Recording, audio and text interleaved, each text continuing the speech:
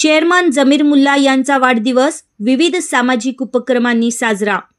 कोल्हापूर येथील कोल्हापूर विद्युत अप्रेंटिस स्वयंरोजगार संस्थेचे चेअरमन जमीर मुल्ला यांचा वाढदिवस कागल येथील ग्रामीण रुग्णालय आणि स्वर्गीय गणपतराव गाथाडे बौद्धिक अक्षम विद्यालय येथील मतिमंद मुलांसोबत साजरा करण्यात आला।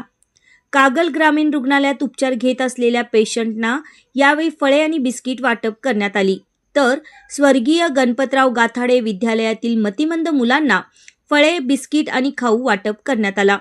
यावेळी बोलताना संस्थेचे सचिव आरिफभाई तांबोळी यांनी ही मुले म्हणजे देवाची फुले आहेत आणि आपण यांचा सांभाळ करत आहात म्हणजे हे ज्ञान मंदिर मंदिरापेक्षा कमी नाही।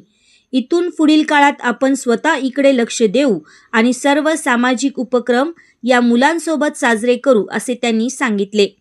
संस्थेचे संचालक म्हाळू मुधाळे यांनी या सर्व मुलांना गणवेश देणार असल्याचे सांगितले। यावेळी या मुलांनी स्वतःच्या हाताने बनवलेल्या राख्या देखील उपस्थित मान्यवरांनी पाहिल्या। या उपक्रमाचे आयोजन पत्रकार राजेंद्र ढाले व पत्रकार प्रशांत दळवी यांनी केले होते।